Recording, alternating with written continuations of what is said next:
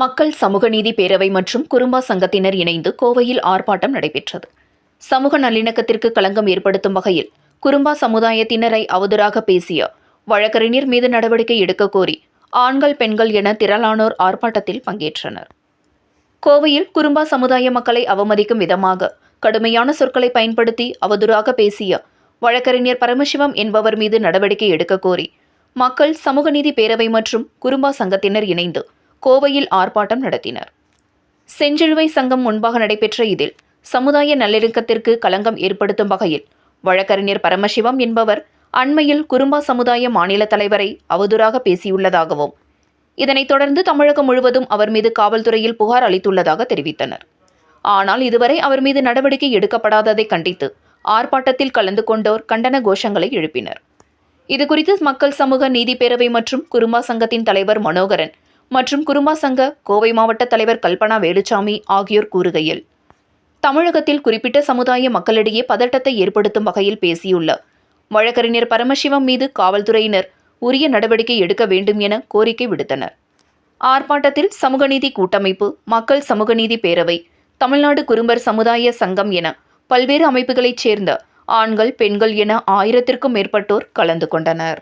மக்கள் சமூக நீதி பேரவை, சமூக நல்லிணக்க பாதுகாப்பு குழு சார்பாக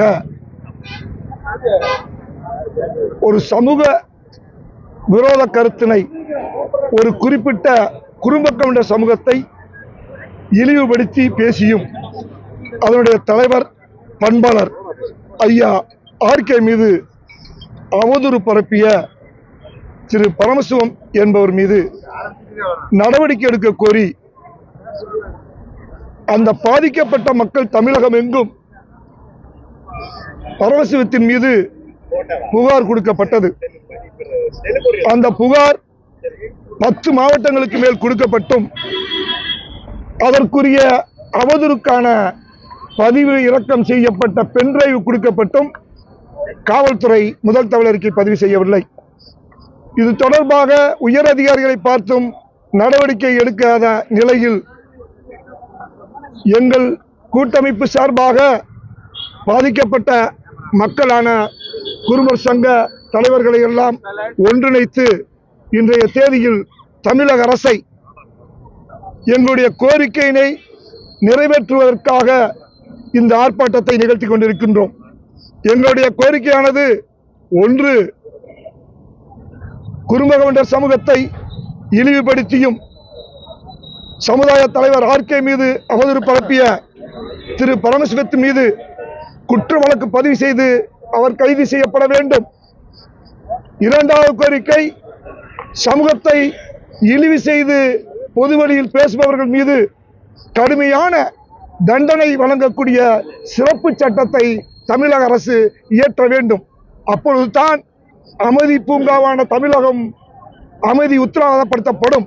இல்லையே சமூக ரீதியான கலவரங்கள் நிகழ வாய்ப்புள்ளது.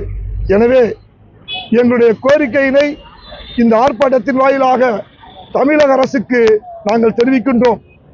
இந்த கோரிக்கையினை வருகின்ற 5ஆம் தேதிக்குள் நிறைவேற்றப்படாவிட்டால் குறும்ப கவுண்டர் சமூக தலைவர்களை ஆலோசித்தும் அத்தோடு சமூக நல்லிணக்கத்தின் பால் அக்கறை கொண்ட இதர சமூக தலைவர்களையும் ஒன்றிணைத்து இந்த நியாயமான மக்கள் நலன் சார்ந்த கோரிக்கையினை நிறைவேற்றுவதற்காக மாபெரும் போராட்டத்தை நிகழ்த்த இருக்கின்றோம்.